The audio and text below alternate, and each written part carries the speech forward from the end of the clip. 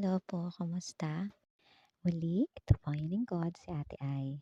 Sa isang bata na nalaman niyang nung ipinanganak siya ay sinubukan pala siyang patayin ng kanyang ina dahil hindi siya kayang buhayin. Noong napabalita na may sanggol na inilibing, pero may nakarinig ng iyak ng bata kaya nahukay siya at nabigyan ng bagong buhay.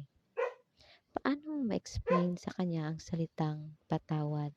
Itinakwil ka na yung mga magulang dahil hindi matanggap ang iyong tunay na pagkatao. How could you say na be strong and courageous na sa sarili mong pamilya na sana'y unang naniwala at kumabay sa'yo ay sila pala ang unang magparamdam sa'yo ng kabiguan o wala kang halaga. Pamilya na gusto ng lahat na magkaroon pero sinayang mo dahil hindi mo magampanan, mapanindigan at may taguyod man lang. Gaya ng isang itinayong gusali. Kung hindi matibay ang pundasyon, ay talagang di magtatagal at guguho ito. At ang mga anak ay ang magsasakripisyo ng iyong mga pagkukulang. Isipin na ang binuo mo ay hindi bagay, kundi buhay. Buhay na may halaga dahil ito ay bigay ng Panginoon. Kung binigyan ka ng pagkakataon na makabawi, ay gawin mo at huwag mo nang bumuo ng bagong pamilya. Sikaping makabawi at maging parte ng solusyon.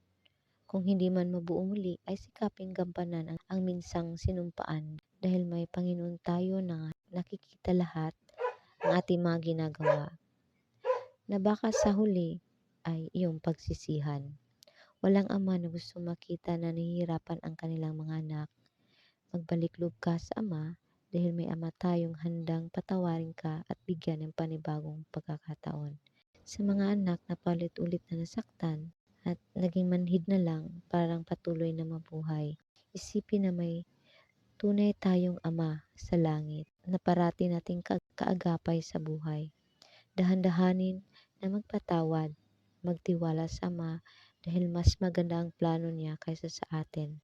Dahil kaya ng Diyos punan at alisin ang mga sugat at magkaroon ng buhay na sapat na kaya niyang lampasan na masigit sa iyong inaasahan. Basta magtiwala ka lamang.